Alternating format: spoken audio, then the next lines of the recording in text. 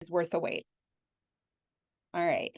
So I'm just going to jump right in. Of course, I'm joining you all from Oregon today because in Oregon, we're making some headlines with being the first state to potentially legalize psilocybin for certain uses. So let's just get going. So psilocybin, of course, has been around for thousands of years, and humans have been interacting with it for that long. There are probably about 200 species of psilocybin-producing mushrooms. Um, so there are also some non-psilocybe species. The earliest depiction of psilocybin-containing mushrooms is found in rock art on this cave wall in Spain, which suggests the use of Psilocybe mexicana as long as 6,000 years ago. Of course, it was psilocybin mushrooms were widely used in religious and ritualistic practices by indigenous people in Mesoamerica. And there's some suggestion from art that it played prominently in the coronation of Montezuma II. This is just some old art with psilocybin mushrooms. So in modern times, the psilocybin molecule was isolated in 1958 by Albert Hofmann, a Swiss chemist. And a lot of research was done in the 50s and 60s, most notably by Timothy Leary and Richard Alpert, who later went on to be known as Ram Dass, through the Harvard Psilocybin Project. And, over the next decade or two, became very popularized. There was a lot of writing done by this couple, the Wassons, Gordon and Valentina Wasson. Gordon was the vice president of JP Morgan, and Valentina Wasson was a pediatrician. They published this very famous article in 1958 called Seeking the Magic Mushroom after they went to Mexico and had some very intense experiences. Terence McKenna was another, widely published ethnobotanist, writer, and mystic who talked a lot about mushrooms. Robert Anton Wilson's another writer. And of course, there was a lot of embracing of this by subculture and counterculture use, all of which culminated in this fear of drugs and the whole tune in, trip out phenomenon. And in 1970, the Controlled Substance Act was passed, which basically forced all research into psilocybin to cease because it was designated as a class 1 substance. Of course, what class 1 means is that it is felt to have zero medicinal use. And that's sort of where things stood for the next 30 or so years. Although in 1992, the National Institute on Drug Abuse and an FDA advisory committee opened the door for the resumption of research. And a lot of interest in the role psychedelics can play in all kinds of therapeutics grew. And all of this led to, in 2019, psilocybin was given a breakthrough therapy designation by the FDA. And in 2021, the NIH issued its first grant in over 50 years. This was a $4 million grant issued to Johns Hopkins and the University of Alabama, specifically to study the effect of psilocybin on smoking cessation. So there's been this huge upsurge in research, and this leads us to Oregon in 2020. There were two measures on the ballot in that election cycle. Measure 109 was called the Psilocybin Program Initiative, or the Psilocybin Services Act, and it was sitting right next to Measure 110, which was the Drug Addiction Treatment and Recovery Act, which was to basically decriminalize drug use and change the focus more towards therapeutics and rehabilitation. The Measure 109 was voted yes by 56% of voters. Interestingly, these two ballot measure committees received $5.3 million in contributions, which was huge for the state of Oregon.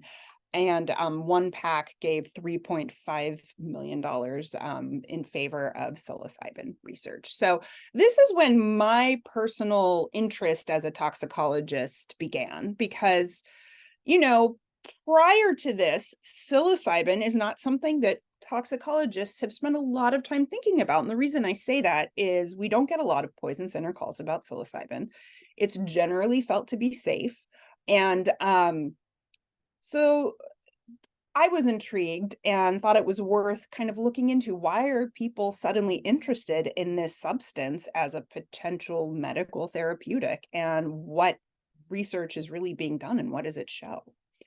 So First, we're going to just talk about some of the basic science for a little bit. I'll try not to make this too dry. I think it's quite interesting, though. So, psilocybin is it's a naturally occurring member of the indole alkylamine class of hallucinogens. And this is the psilocybin molecule. Now, technically, when we talk about psilocybin, we're already using a misnomer because, in fact, it's psilocin, the active metabolite, that causes intoxication and clinical effects. That's because psilocybin can't cross the blood-brain barrier, and it has to be metabolized by first-pass metabolism into psilocin, which can then go into the brain and have end organ effects. Psilocin eventually undergoes phase 1 and phase 2 metabolism, and the metabolites are renally excreted. Interestingly, you can see here, there's a lot of structural homology between psilocin and serotonin and tryptamine, very important neurotransmitters that have clear impact in the CNS. So that right there is our first clue as to why it works the way it does. Typically, when you ingest psilocybin, it takes 30 to 40 minutes to have clinical effects, and the duration is going to be for 4 to 7 hours.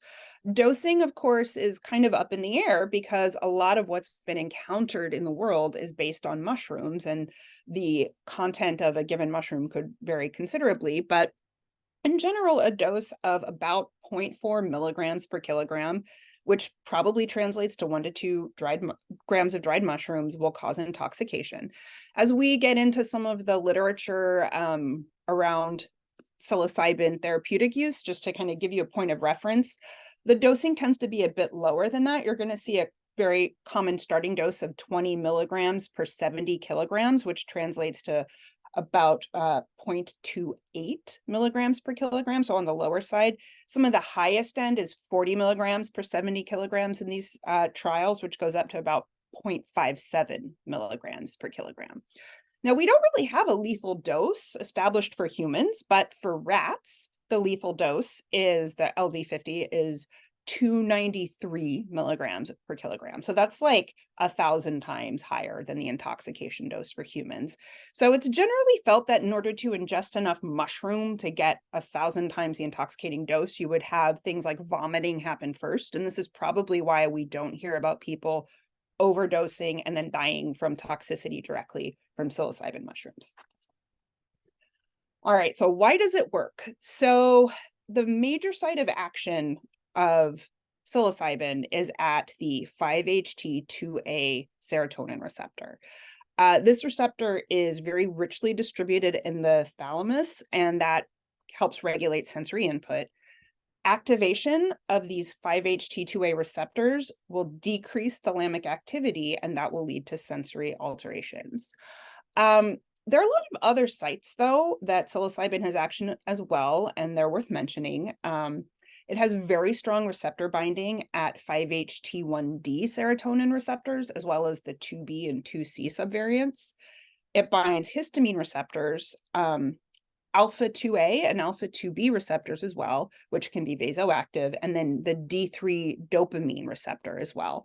In addition to binding receptors, it deactivates the SERT enzyme, which is a sodium-dependent serotonin transporter.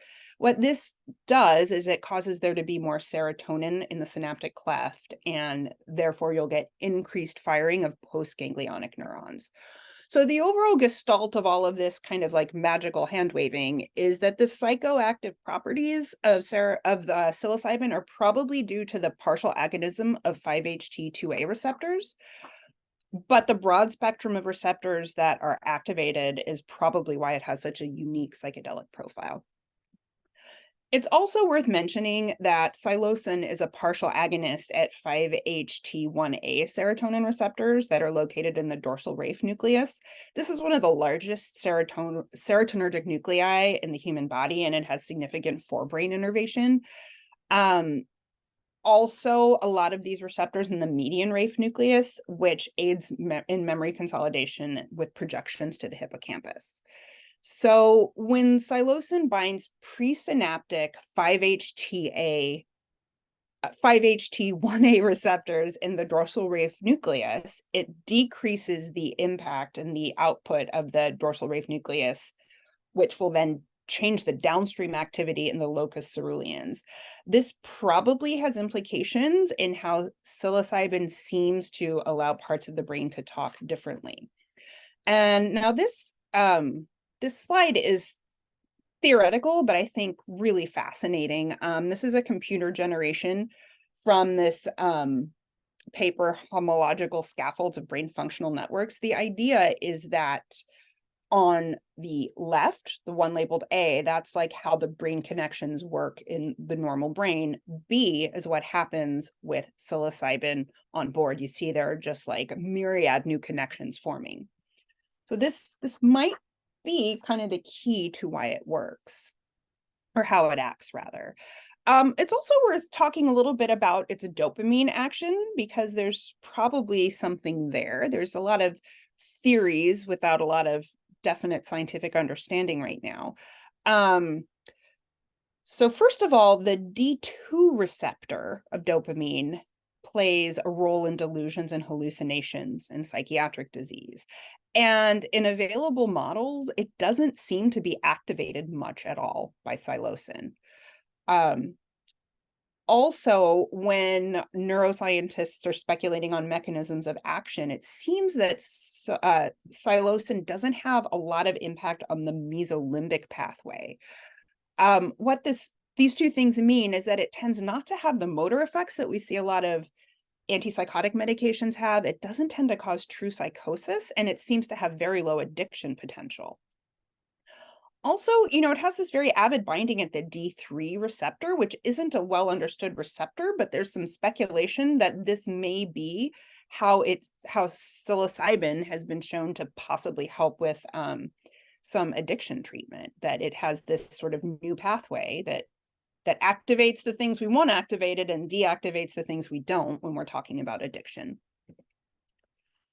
So what is the evidence-based medicine out there informing, clinicians to start using psilocybin therapeutically and, bolstering this movement that caused Oregonians to approve Measure 109? This is a wildly popular field that's getting a lot of interest right now. There was a cluster of studies in 2011 showing some really interesting results when psilocybin was given to patients with terminal cancer, that it was really helping alleviate their depression and anxiety. And so that was out there. And then there started being all these really interesting, like, proof of concept studies treating major depressive disorder, PTSD, OCD, alcohol use, smoking. When I first looked into this and gave a lecture in 2021, there were 5 randomized controlled trials published. It's late 2023 right now, and I had to like completely churn my slides for this presentation because there's so much brand new literature published. If you look at clinicaltrials.gov, there are currently 129 studies listed as of yesterday, looking into psilocybin. So I know it can be really dry when people review literature in lectures like this, so hopefully this will be, I've just picked like some greatest hits, and my hope for what you'll take from this is that just sort of what's out there, so you'll know like the cutting edge, why we think psilocybin maybe is helpful. Before we get into it, some of you may be wondering what these psilocybin treatment sessions are like. I know that was my first question that wasn't clear to me, and I actually had to reach out to a psychiatrist at OHSU who does a lot of this research. So when we talk about psilocybin treatment sessions, we're talking about single sessions that usually last around 5 to 7 hours. There's a very therapeutic setting, and what that means is there's like soothing music playing, the lights are dim, people will have their eyes covered, and there's always going to be a trained facilitator with them. I'm going to talk about the facilitators later in this lecture.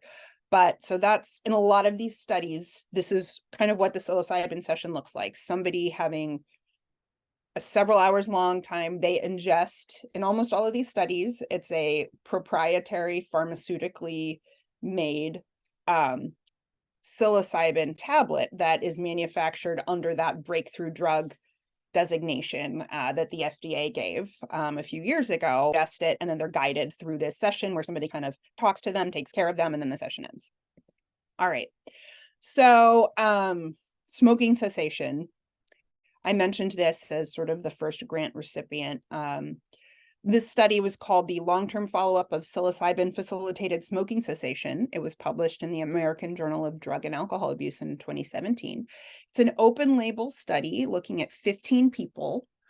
It was a 15-week study design. What happened was they had 4 weekly meetings leading up to their psilocybin session, utilizing a bunch of different kinds of therapies that are known to help with smoking cessation, things like cognitive behavioral therapy, mindfulness training, and guided imagery.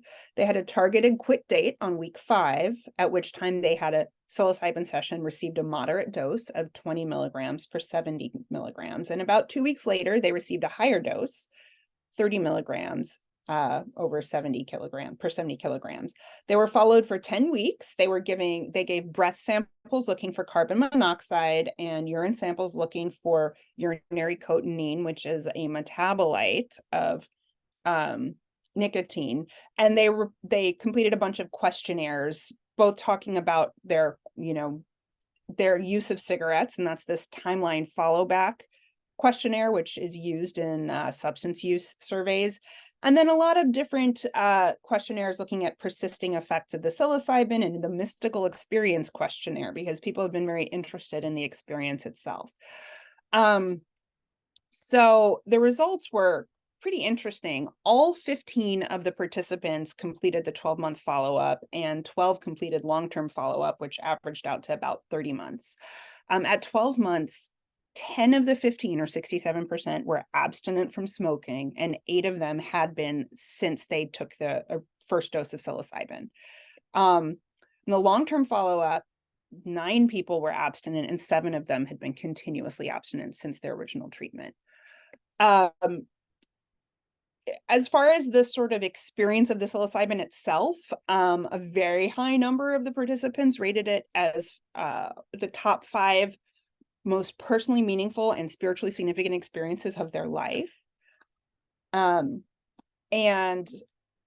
they found that changes in urine cotinine levels from before the study and 1 year later positively correlated in a significant fashion with ratings of meaning. Basically, what I take that to mean is that the individuals who had the highest response of most positive spiritual experience tended to be the ones who quit and stayed quit. With that said, I'm always kind of wondering what kind of bad effects or adverse effects happen in these studies, and they didn't really report anything in terms of physical effects. There was one person who said it was a negative or a disturbing experience, and what they told the study organizers was that the psilocybin had unmasked some childhood trauma, and they were directed to seek therapy, which they did, and they said that overall this was a positive experience in the end. And there was another participant who started therapy after psilocybin, but they said it was because it motivated them to better themselves. In the sort of general discussion of the paper, the authors point out that the generally accepted rate, or what's generally published, of any smoking cessation intervention, an abstinent rate of 30% at a year is considered good. So this was felt to be really, really stunning. Of course, there's a lot of bias that can be introduced to this study, and this is going to be a recurring theme when we talk about this evidence. The participants, have this sort of self-selection bias. Everybody who did this wanted to quit and wanted to use psilocybin to do so. So that's something that we have to keep in mind. So a very recent publication looking at the use of psilocybin in alcohol use disorders, also pretty intriguing. This paper was called Percentage of Heavy Drinking Days Following Psilocybin-Assisted Psychotherapy versus Placebo. This study was a follow-up of a proof of concept study that had been done in 2015 that had some intriguing results. It was a double-blind, randomized, placebo-controlled trial where the placebo was diphenhydramine. The idea being that if you take larger doses of diphenhydramine, it can cause some psychoactive effects. So the hope was to blind participants to whether they were receiving diphenhydramine or psilocybin. And they had 12 sessions of psychotherapy with 2 medication sessions at week 4 or week 8. They received, either 25 milligrams per 70 kilograms of psilocybin or 50 milligrams of diphenhydramine at their first session. And then if they tolerated that, okay, the doses of both went up for the second session. Of note, they included people who met criteria for alcohol use disorder and heavy drinking. They excluded anybody who had a history of psychiatric disease or prior psychedelic use in the last year or heavy use previous times in their life. Their outcomes were, their primary outcome was the reduction or the number of percent of heavy drinking days, and their secondary outcome was percent of drinking days at all, mean drinks per day, if they abstained or not, and some subjective assessments of the medications and how it all went. They followed these patients for 32 weeks, and basically what they found was that they had quite significant decreases in drinking, heavy drinking days, and all of these with psilocybin at far higher rates than with diphenhydramine. A pro of the study, they had very high adherence. Pretty much everybody did follow up.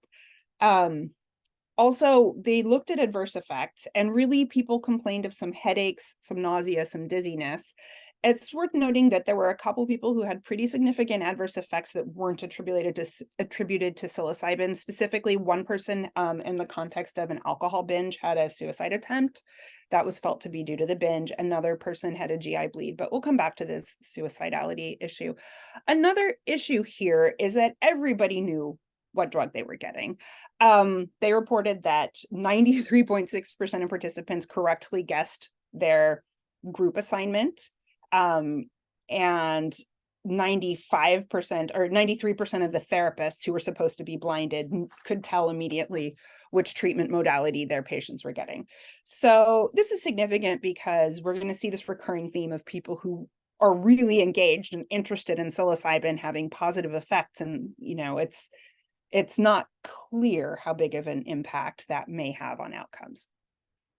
Now, there's been some very recent, like we're talking in the last 2 years or less, publications on the topic of treating major depressive disorder with psilocybin, and I do want to get into the major papers for this. So this paper came out in 2021, looking at psilocybin to treat major depressive disorder. It was a randomized controlled trial of adults who met criteria for moderate to severe depression. All of them had to be on no medications. So if they were currently treated with meds, a condition of the study was they had to taper off for at least 5 half-lives before starting the study. And what they used as a control was this idea of a waiting list control. So everybody who was enrolled was told that they were going to receive psilocybin treatment, but then half the group was told that they were on a waiting list and they would just have to wait, and they started them later. Over that time, they administered the same psychological testing and depression questionnaires. The idea being they wanted to see how much of the anticipation and excitement about possibly doing a psilocybin trial may be contributing. So control group has a delay in starting, treatment group starts right away. They get a lot of in-person visits, 18 in-person visits, but 2 medication sessions with increasing doses. So this is just a graph showing the comparison of their control group to the treatment group. And what they showed was that, so a lower score in this scale that's listed on the left is less depression. The group that was made to wait had very slight worsening to stable responses on their depression scale, but the group that started treatment right away had a significant improvement. And then when they looked at both groups, taking out that wait time, they had very similar results, that there was a pretty significant decrease, meaning improvement in depression, almost immediately after they got their first treatment, and that was sustained for 8 weeks. This was followed up by another study that just came out that they looked at how these folks did for an entire year. And here's what they found when they just continued to follow them over time, and they assessed it, the 1 week after first treatment, 4 weeks after first treatment, 3 months, 6 months, and 12 months. For all 24 of the people who made it all the way to the end, they had a very significant drop in their depression ratings on their depression scale. They also did a lot of other self-reporting assessments for this. Some of these measures of how the experience went. And also, like, if they looked to see if anybody had any like concerns about the psilocybin experience, and if anybody had any of this sort of, it's called hallucinogen persisting perceptual disorder, people who feel like they have visual distortions for a prolonged time. They also inquired about suicidal ideation. So,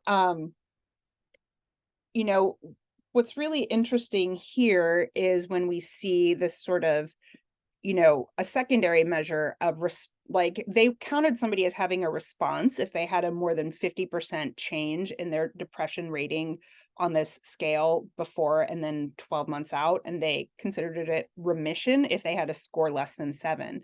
They had very high rates at 12 months of both response and remission. And they did allow people, because of the long-term follow-up, to, if needed, a month out, restart their antidepressant medications. They note that 33% of their participants were back on antidepressants by the end of the study, but when they compared those who started antidepressants versus those who stayed off it, there was no general difference in the overall response rates, and everybody did seem to be doing a lot better. As far as the adverse effects, they did not have any participants report anything serious beyond headache, nausea, dizziness while taking the psilocybin.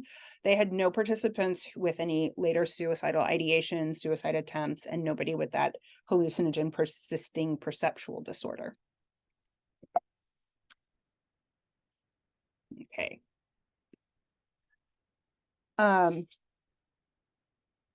here is another one that came out very recently.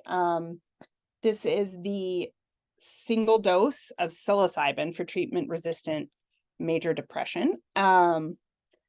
This one it's self-identified as a phase 2 double-blind dose-finding parallel group randomized control trial, which some people took issue with. Before I go on, Alex, hello. Hello, I'm getting a question that seems timely right now. I believe it was for the previous slide study. The question was, I am curious how participants in these RSTs were screened. Did any of them have any history of using psilocybin, even once, or did they all have no history of use? Great question. And, a lot of these studies tried to limit prior psilocybin experiences, though to different degrees. I guess let me back up one more. Most of these studies were sort of referrals. They were sort of posted around institutions and shared with providers. And, in the interest of time and not wanting to bore people too much, I didn't want to get too deep into this, but almost all of the depression studies the participants were like 60 to 80% women, often all like around the age of 40, and very overwhelmingly white. And a lot of authors talk about how hard it was to recruit outside of that group, but that seems to be a recurring theme. As far as prior psilocybin use, they tried to limit it, but it turns out a few authors talked about how people might lie because they wanted to participate. And the idea was that, when they're trying to blind people to their experiences, they don't want them to know what a hallucinogen feels like. So that's going to come up again, actually, in a little bit of a later study. But in theory, people were supposed to have had no prior, like a lifetime cap on psilocybin exposure, and none in the last year. Did that address that, I hope? I believe so. I'll let you know if I get any follow-up from that attendee. Thank you so much. Absolutely. So, so let's move on to this one. This is very recently published, like the end of 2022 in the New England Journal of Medicine, single dose psilocybin. So not even 2 sessions, but single dose for somebody who meets criteria for treatment-resistant major depression. So these people received, let me go back for that. So this was another one where people were asked to wean off of all of their medications if they were taking any before doing this. So one of the things, if I can step back, I talked a lot about the serotonin activism of psilocybin. So first of all, there's always concern about serotonin syndrome, right? If you have one serotonergic agent on top of another, that's certainly something we think about. And a second issue would be like worsening of suicidality or depression, because we see that happen. That's a known phenomenon with initiation of some of the SSRIs. So a lot of these studies were trying to eliminate that factor by making people titrate off their medications. So they did that for this one as well. And people were randomized to receive either 25 milligrams of psilocybin, 10 milligrams of psilocybin, or 1 milligram, which was felt to be their placebo, because 1 milligram really shouldn't cause any clinical effects. And that way they told all participants they were going to be receiving psilocybin, and it wasn't untruthful. Their primary outcome was 3 week. They followed for 3 weeks, primarily, not very long, to see how people changed in their rating of their depression scales. Again, a higher score means more depression, so you want to see things go down. Then they had some secondary outcomes of response at 3 weeks, which was also defined as greater than 50% change, remission, which was a score on this particular questionnaire of less than 10, and sustained response at week 12. So, here's what they found. They showed a, statistically significant decrease in all of their in their primary outcome measure at the 25 milligram dose, but not at the 10 milligram dose or the 1 milligram / placebo dose. They looked at their secondary endpoints, and most of them didn't reach, statistical significance, but sorry, I'm having a little, there we go. They did kind of highlight this part here at the end, showing that they have a trend towards it showing the same thing, that the higher dose seemed to be relatively effective at all of their remission, their response, and then sustained response at 12 weeks, though there wasn't necessarily statistical significance. They did look at, sorry, let me show you that. So yeah, the secondary endpoints generally support their finding that a high dose works and lower doses don't. But, maybe not so much at 12 weeks. It's not reaching statistical significance. And then for adverse effects, this group had some interesting findings. Same thing of people talking about primarily nausea, dizziness, and headache on the day of the treatment session. But they did have some increase in suicidal behavior and self-injury. These were small, their groups were small. I'm sorry, I think I forgot to mention that. There was, about 75 people in each group, and they had 2 or 3 folks in the 25 milligram group and the 10 milligram group who either endorsed increased suicidal ideation or may have actually made a suicide attempt or engaged in non-suicidal self-injury.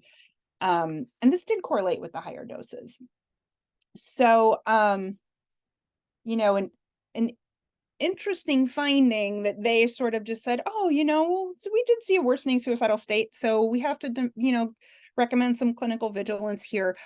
This to me raised some concerns, because I start thinking about, well, what happens out in the world when these treatment sessions aren't as monitored and aren't as plugged in? Another thing that wasn't highlighted in this study is that this one was fully funded by the company that got breakthrough therapy for manufacturing psilocybin. So a lot of potential for conflict of interest there. And yes, okay. I'm going to keep going. We're almost to the end of this part. We can talk about what's going on in Oregon. So that question of interaction between psilocybin and SSRIs, this same group, the same study group, the same author that published the last study, they had this sort of offshoot study, which was, what if we have some people who are still taking their SSRIs? So this one wasn't blinded and it wasn't controlled, but if they had anybody in that who they were trying to enroll in that first study who couldn't tolerate tapering off their medications, or somebody who wasn't interested in it, they invited them to participate in this study. Exact same design. They had, a few sessions of talk therapy, and then they did a single 25 milligram psilocybin dose. And they were looking at not only like, did it still work, but they followed their for safety endpoints of EKG changes, vital sign abnormalities, or any adverse events. If you're curious, the SSRIs that these people were on were sertraline, escitalopram, fluoxetine, vilazodone, paroxetine, citalopram, basically, the ones we see, except for vilazodone. I haven't seen too much of that out in the world. Most of them, the mean duration of therapy was 14 months. So these were people who'd been on it for a long time. And here's what they found. They found similar results that they found that immediately following the single dose of psilocybin, all 25 milligram, people had a much lower score on their depression scale, and this persisted for 3 weeks. And, here this time they did particularly look at those adverse effects. There were 17 total reported among 12 of their participants. None were serious. Mostly headache was the most commonly mentioned one. They did note that 2 people had significant elevations of blood pressure requiring treatment with clonidine, though unfortunately they don't have any numbers available for that, and they can't say, like, it was at the discretion of the person monitoring for safety. So they don't know how high the blood pressure actually got or what made the trigger get pulled to give clonidine. So that's a bit of a question mark. There were no increases in suicidality, self-injury, and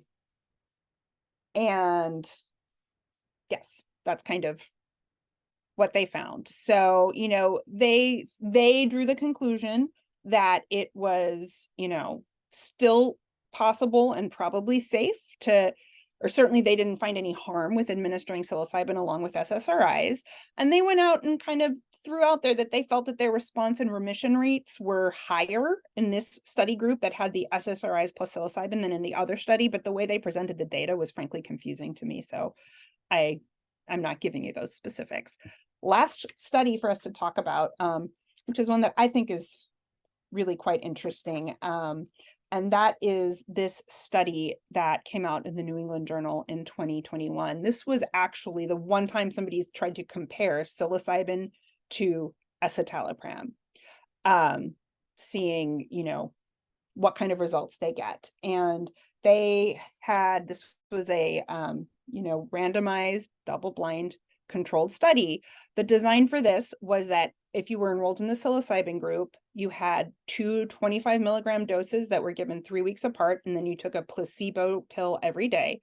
If you were in the escitalopram group, you had a 1 milligram psilocybin session for those days, so that very low placebo type dose, and then took escitalopram every day.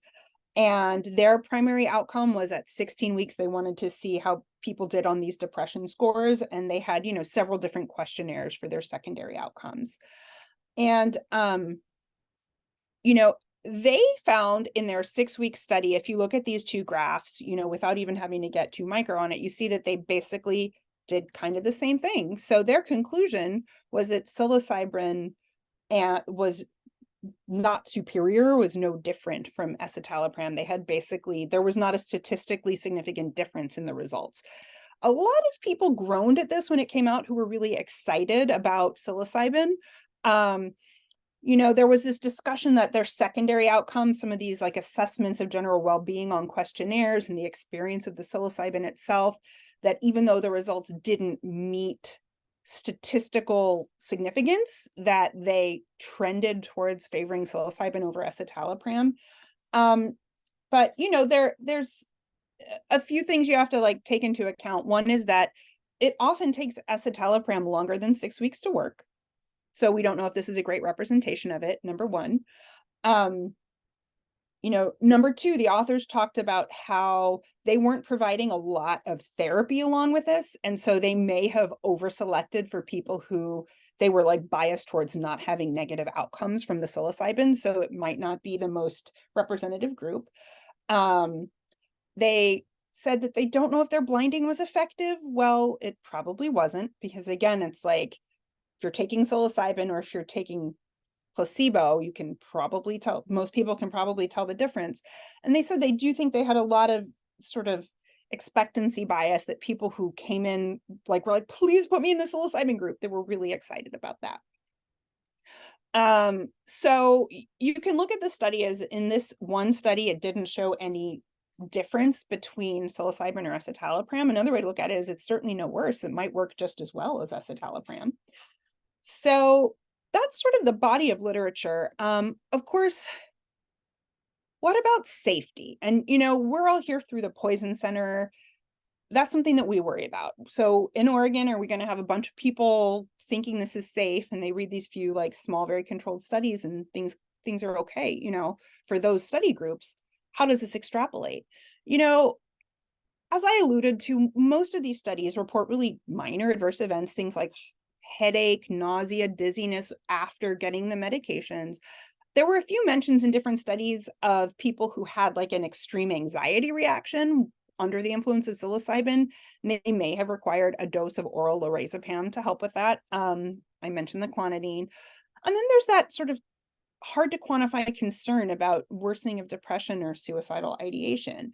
So your takeaway from this, though, is that, these studies seem pretty safe. And in a way, this seems like in total contrast to how a lot of the general public may view the idea of psilocybin being legal. And, you find stories like this one, a case report about a person with bipolar disorder who had heard about these therapeutics of psilocybin being helpful and decided to get some mushrooms and make a mushroom tea and inject himself with it. Ended up in the ICU with multi-system organ failure with psilocybin fungemia. Ended up having positive blood cultures with psilocybin, as well as a very odd bacteria. And then, I know this one hits close to home in Washington, things like this headline about the Beyond Wonderland shooting that happened, just this summer, where somebody, shot people at this concert. And then after being taken into custody, said that he had taken mushrooms and thought the world was ending. And that was why he did what he did. So like, how do we reconcile these things? And the short answer is, I don't know that we can yet. Digging into this and sort of what's out in the world, I did find this one study that came out very recently, called, Adverse Experiences Resulting in Emergency Medical Treatment Seeking Following the Use of Magic Mushrooms. It's a pretty interesting sort of idea. There's something out there called the Global Drug Survey. It's an annual anonymous encrypted online survey that's advertised on social media networking sites. Media partners push it, and harm reduction organizations can get involved as well. This study, they just pulled all the data from 2017. The whole survey had, almost 120,000 responses. Of the people who responded, 24.5% said they'd used mushrooms, hallucinogenic mushrooms, in their lifetime, and 43 in the last year. So that's pretty high baseline use. There was a section on this survey about seeking emergency medical treatment after using drugs. For reasons that the authors can't comment on, there was a much lower response rate to that section than there was to the survey overall. They only had 9,200 responses. But of the 9,200 responses, only 19 people, 0.2%, had sought emergency medical treatment after mushroom use. And so clearly pretty low. They do a little bit of, math, hand waving, saying that, the folks who responded to this, this portion, if you pull out their responses, they had all averaged 3.72 uses of mushrooms over the last year.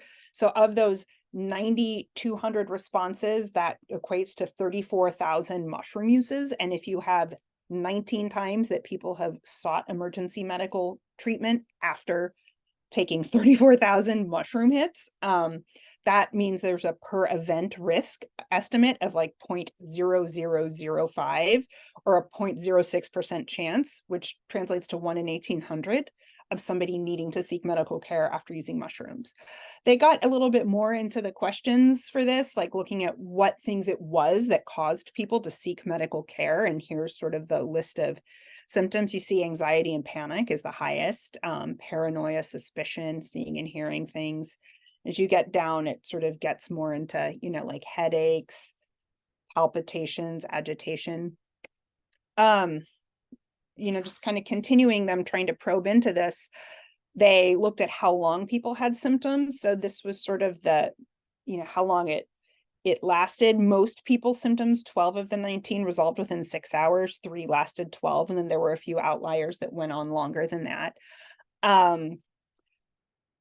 When people felt better, why did they think that they had this bad outcome? Most of them reported that they thought they were in the wrong mood or mindset. Some of them had co-ingestions. Maybe they were in the wrong setting for this.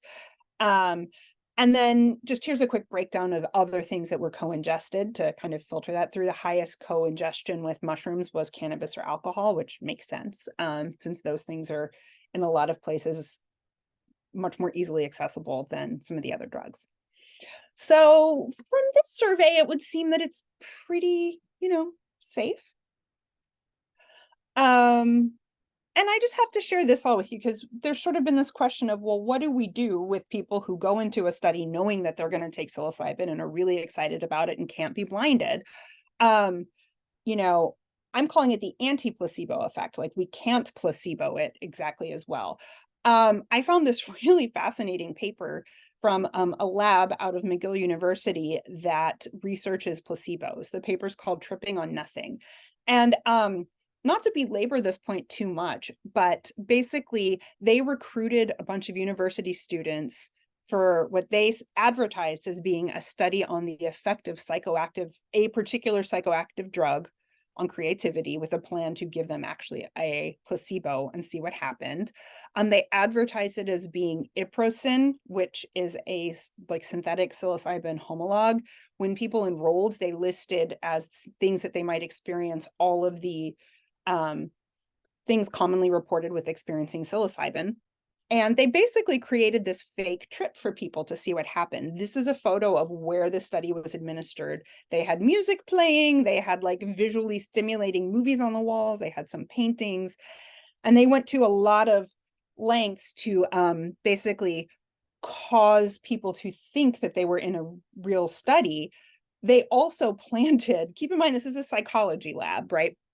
They planted some people who looked like they were study participants, but they were actually, they called them Confederates, like people who, were going to talk it up. So they forced people to wait in the lobby for at least 20 minutes before they put them in the room to build anticipation. And during that time, the Confederates, like one of them would say, oh, my friend did this study last year or last week, and he had a really good time. And they let everyone into the rooms. They gave them a pink cellulose pill and said that, they had a bunch of different questionnaires they were going to administer. There were 2 that they were really looking for results of, and this is the 5-dimensional altered states of consciousness scale and the negative affect schedule, positive and negative affect schedule, and then a bunch of other questionnaires that weren't actually relevant, but they're real questionnaires used just to kind of build the aura. And here's what happened. So this graph, I realize when you look at it, is a little bit dense, but the individual lines that are colored are all these individual people responding to the different scales. And the dotted lines represent low, medium, and high doses of psilocybin, like the general responses that are attributed to those doses with these scales, as sort of a baseline. So a lot of people on some of these were reaching levels of response that they were identifying as even higher than they might have had on a high dose of psilocybin. And interestingly, so there was significant individual variation, but 61% of the people in both groups reported feeling some effect of the drug. In their second group, before debriefing, they asked people if they thought they'd gotten a real drug or not, if they thought they'd gotten a placebo. While 35% of people said they were certain they'd taken a placebo, 12% of people thought that they were certain they'd taken a psychedelic, and half the group really wasn't sure. So in the right setting, this just highlights the contextual importance, not only of what actually happens when you take psilocybin, but also just that expectation and excitement potentially around it. People who were told they were doing psilocybin were put in a place that seemed trippy, and then were given basically sugar pills. A lot of them still thought they'd had psilocybin. So with that said, let's switch over in our last little bit here to talking about Oregon. And I can go through this quickly. I am so sorry we started a little bit late. Let's just go through this. All right. So the Psilocybin Services Act. This is what was voted on and which became this law, ORS 475A.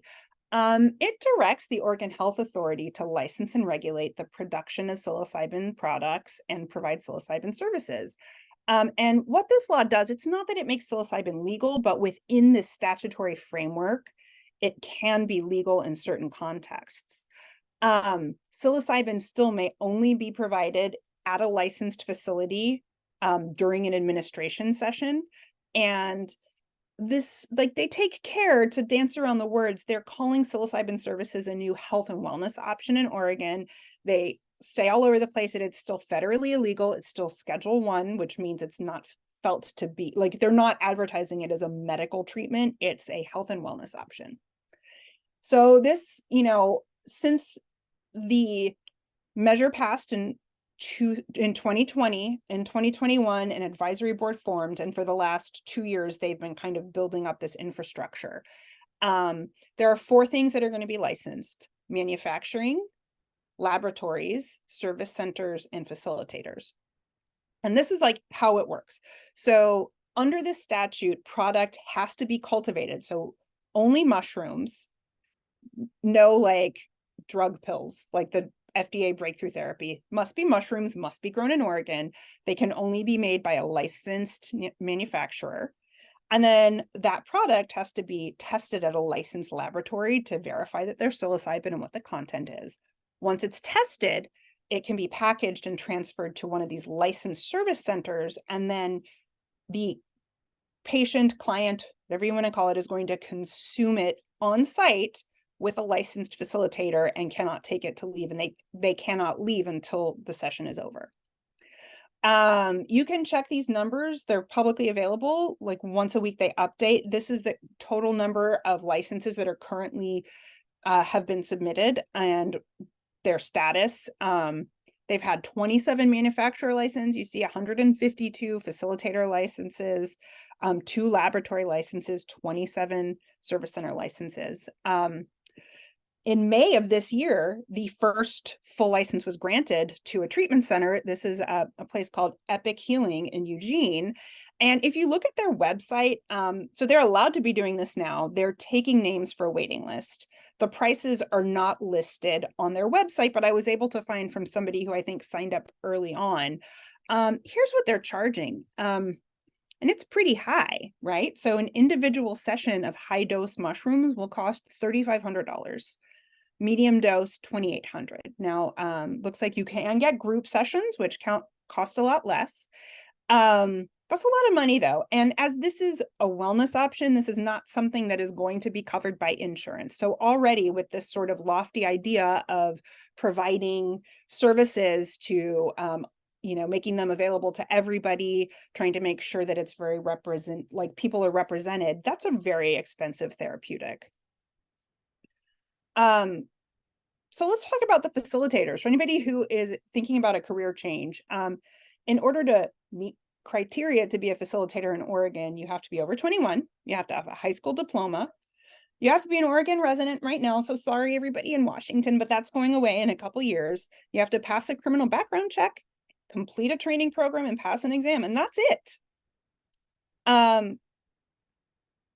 Which, I mean, I think I'm going to let that hang in the air for a little bit. I had to do a little digging to find out what these like training courses consist of. Here is the mandated curriculum by the Oregon Health Authority. And you can just glance at this, but you see there's, 12 hours dedicated to historical, traditional, contemporary practices, 12 hours dedicated to cultural equity, 12 hours to safety and ethics and responsibilities. As a facilitator, there's 4 hours devoted to pharmacology, neuroscience, and clinical research. So, on the one hand, this really alarms me. On the other hand, like, people have been doing this for years. So does it matter? Should we be insisting that there be more training about the actual safety in pharmacology? I don't have the answer to this. It's just interesting to me to see how this has all evolved. And if you look, there are several, training you can apply now and become a student of this. These courses cost a lot of money. I haven't seen any under 5,000. A lot of them are approaching 10,000 to get this, to be able to take this test to be a facilitator.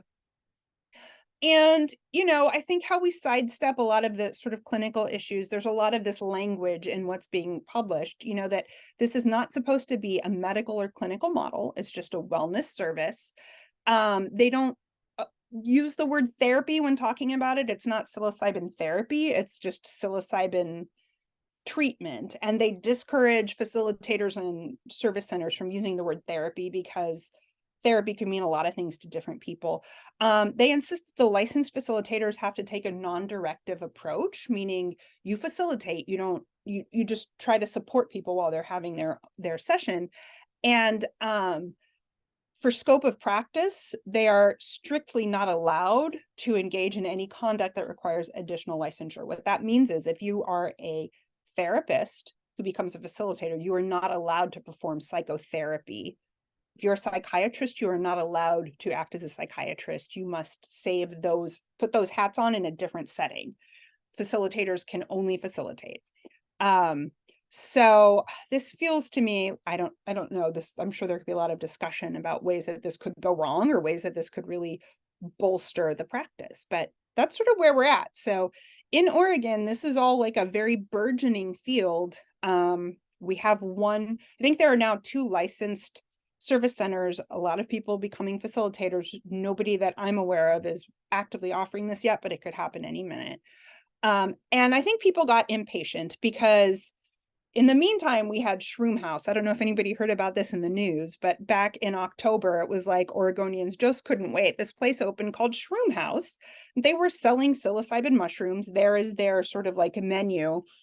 And they were doing this openly under the guise of being a mushroom society. So when you went in, you had to apply to be a member of the society, pay a fee, and then as a member of the society, you could buy their psilocybin mushrooms.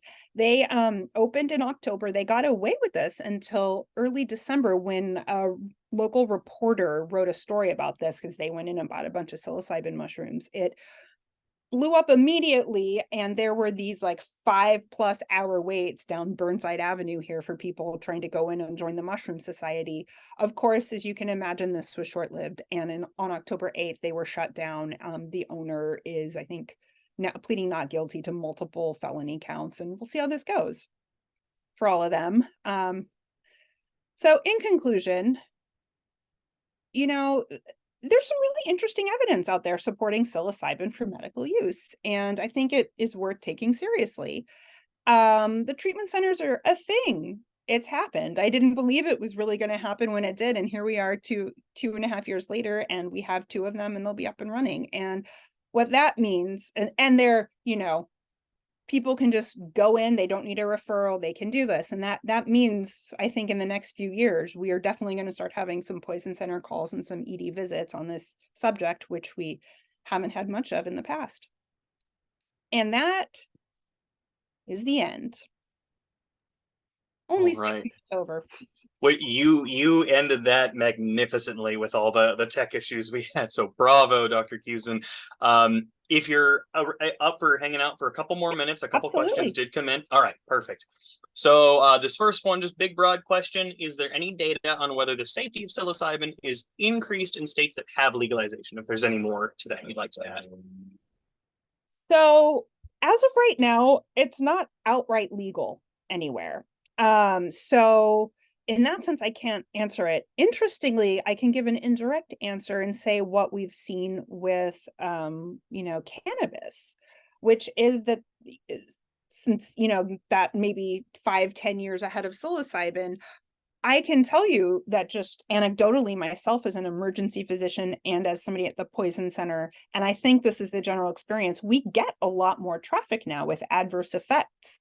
The reason for that being, still cannabis is fundamentally like largely safe. It's hard for people to become intoxicated, not saying impossible, but cannabis itself, generally people don't overdose, but people are using it who might not have. Children are getting into edibles, things like that end up sending people to the emergency department, end up prompting poison center calls. And I think in particular with cannabis, I'm sure there's a lot more people showing up in the emergency department that poison centers don't get called about, because it's, the treating physicians may not have a lot of questions for the poison center.